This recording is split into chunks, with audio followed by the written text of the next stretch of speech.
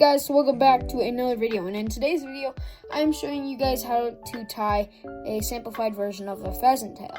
So I'm going to start off with a thread base real quick, and you just want to do that first bit. Then you can snip that right there. Then you want to get some of your wire, and then you're going to put it on top of the shank of the hook. Then you're just going to tie it in while doing your thread base too.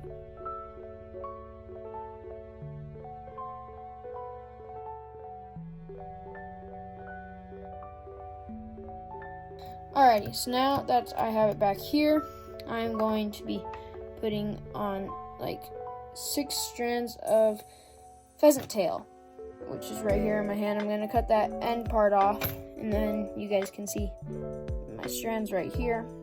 I'm going to be tying these guys on. So a little trick that I have learned over a while of tying flies, and when you're tying tails on to these things, you want to do 3 little tiny knots, and then all your stuff is bunched up here. You're going to want to pull that just a tiny bit until your tail is about half of what your shank is. Okay, so that's good. Then when it's done with that, you want to hold it down, and you want to tightly wrap a whole bunch of wraps just there to keep it in place. Then you're going to take your this part right here and tie that backwards like that. And then now your tail is not going anywhere. I would recommend moving your thread up here so then you can wrap in your clump of pheasant tail. I'll get back to you guys when I'm done wrapping.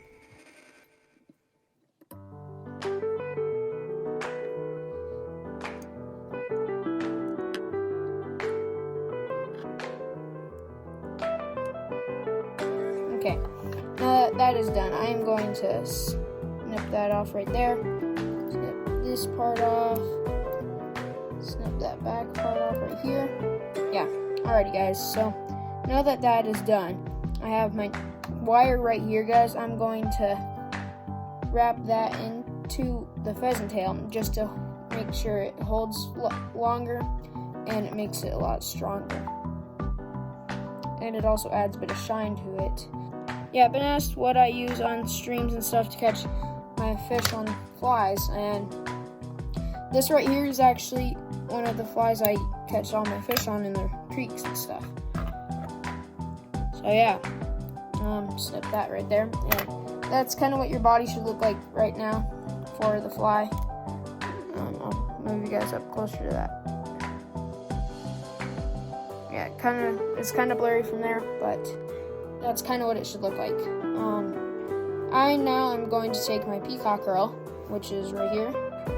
If I can grab it correctly. Yeah, I'm going to take this, cut this end part off right here, and tie this in. And I'll get back to you guys when I have it all tied in.